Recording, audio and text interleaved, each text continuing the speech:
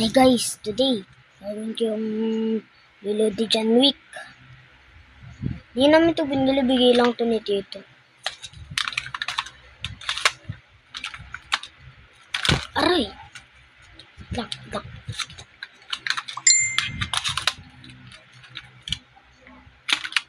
Pero nga lang hindi siya reload na John Wick. Tinitingnan niya lang yung kung merong land.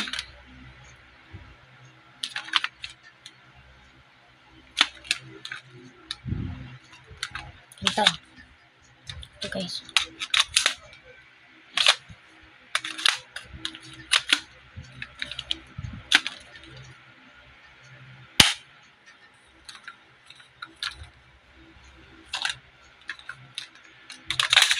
Ay.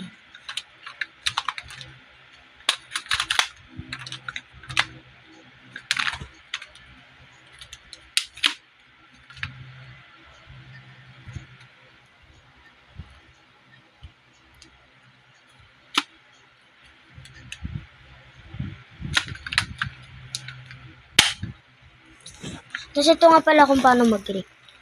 First, ito, dito mo may ilalagay yung chamber.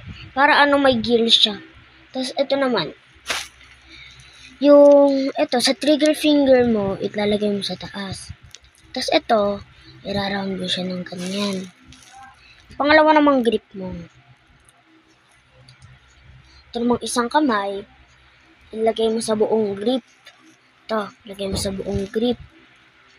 Tapos ito, parang trigger finger, ilagay mo na naman sa taas. Ganun mag-grip ng gun.